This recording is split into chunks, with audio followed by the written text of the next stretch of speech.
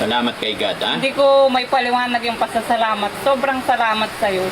Kasi yung ginawa mo sa buhay ng kapatid mo. Maraming salamat. Nag-iisa ka lang. Salamat. Basta ito lang, Kuya JJ, Nanay Ansing, salamat. Kasi ano't ano man yung mga nagiging usapin natin nakaraan, ngayon nagiging unti-unti na nagiging okay na. Sana wala na tayong magiging problema. Sana lalo na't nandito pa kami na hindi pa totally tapos yung bahay. Gusto kong magkaroon ng bendisyon sa pagpapagawa ng bahay na to. Sana please, ayaw ko nang magkaroon ng problema o aberya. Ano man yung mga hindi na pagkakaunawaan, Kuya JJ and Nanay Ansing, forgive na natin, no? Dahil kayo lang po dalawa ang makakatulong kay Kuya Oliver. Pagawa natin bahay. Sobrang ganda Daddy Frankie. Saka masaya ako at makakabayan ng kapatid ko. Ang ganda nga ang ginawa mo. Maganda. Pati yung pintura. Ha? Pati yung pintura. Pati yung pintura. Pati yung mga tile. Talagang piling-pili. Pinag-aralan, pinag-isipan talaga yan yung magbabagay, no? Dito ka, Kuya JJ. Halika, tayo ka dito. Diyan ka lang, Nanay Ansing. Dito ba? Dito ka, Kuya JJ. Diba? So, Daddy Frankie, gusto kong magpasalamat. Binago mo yung buhay ng kapatid ko. Kapatid mo.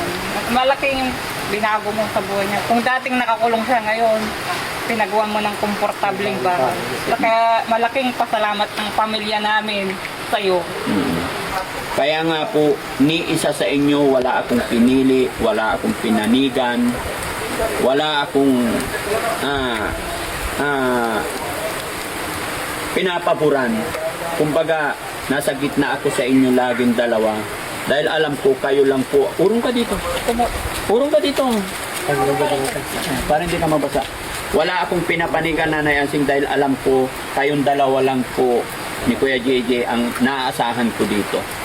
No? Huwag kayong mag-isip na may pinapaboran ako. Pinaboran ko si Nanay Ansing, hindi po. Pinaboran ko si Kuya JJ, hindi po. Pantay po yung trato ko sa kanilang dalawa. Dahil alam ko, mahirapan din si Nanay Ansing kung siya lang mag-alaga. Hindi rin kakayanin ni Kuya JJ kung siya lang dahil lagi rin siyang nasa bukid. Kaya pilit ko po mga kababayan na inaayos silang dalawa. At thanks to God, dahil sa mga nangyari nakaraan, kinausap ko sila mula lalo na nung naggaling dito si Ma'am Inday Ukray.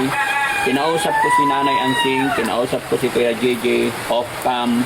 At ay pinaliwanag ko talaga, in-explain ko talaga kung ano ang mangyayari kung hindi sila mag-ayos.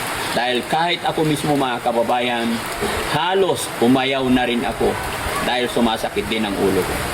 Salamat sa Panginoon, salamat kay Nanay Ansing kasi nung kinausap ko siya, kinausap ko si Kuya JJ off-cam, naintindihan nila ako.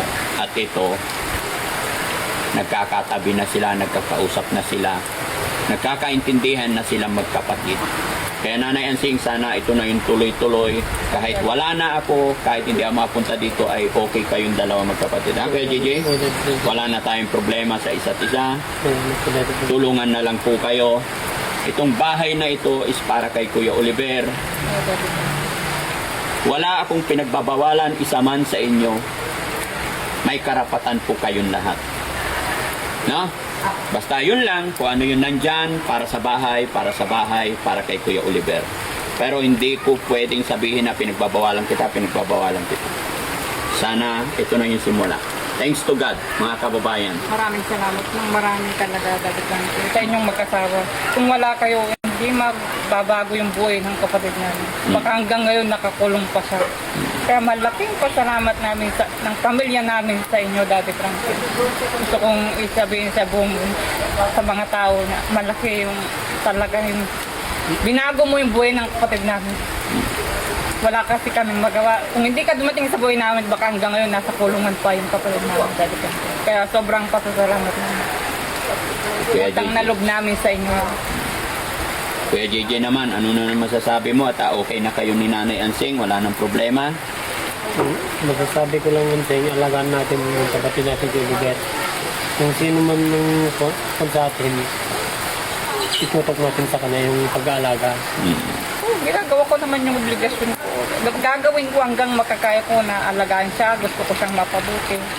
Kagaya ng mga anak ko, gusto kong lumaki yung mga anak ko na maging mabuti. Ganon din yung kapatid natin. Gusto ko siyang mapabuting landas na ayoko na siyang maligaw ng landa. Kaya gagawin ko rin kung ano yung makakaya. Tsaka para ayaw ko na ng away-away, Ate Ansing. Pasensya ka na sa akin, Daddy. Para pagdating ng blessing, masaya tayong lahat. Okay?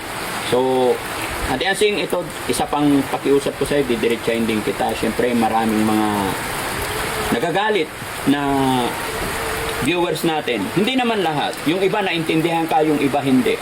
May gusto ka bang sabihin para mawala na yung galit nila sa'yo? Pasensya na po kayo kung nagagalit kayo sa akin. Sana kahit galit kayo sa akin, suportahan niyo pa rin si Daddy Frankie kasi siya ang tumutulong sa amin. Ne, Patawarin niyo ako kung nagkamali na naman ako. Sana wag kayong magsawang umintindi sa akin. Pagpasensyahan nyo na talaga patawad, pasensya, lahat na, sorry na. Yes. Ano man yung mga inasal ko na naman na mali. Hindi ako perfectong tao. Naamin ko yung mga kamali ko. Sana wag kayong magsawang umintindi sa akin. Kung ano man yung mga pagkakamali ko. Yun ang pinakamaganda, Nanay Ansing, yung tumatanggap tayo ng pagkakamali, yung humihingi tayo ng sorry sa ating mga kababayan, dahil yun po yung lagi kong panalangin dito na bago ako umalis ay magiging okay na yan. Pero thanks to God, mga kababayan, masaya ako kasi kinausap ko nga po siya ng maayos at sila rin dalawa, magkapatid. Kasi muntik-muntikan na rin talaga akong gumib up sa mga problema. Pero nung in-explain ko sa kanilang dalawa, nagsabi sila sa akin na aayusin na lang daw nila para sa kanilang kapatid. Salamat sa Panginoon. Ganun lang, Ate Ansing. Kung alam natin nagkamali tayo, humingi tayo ng sorry. Walang masama humingi ng sorry, no? Sabi nga nila, kung si God nga nagpapatawad, tayo pa kaya. Kaya ganun din sa inyong dalawa, no?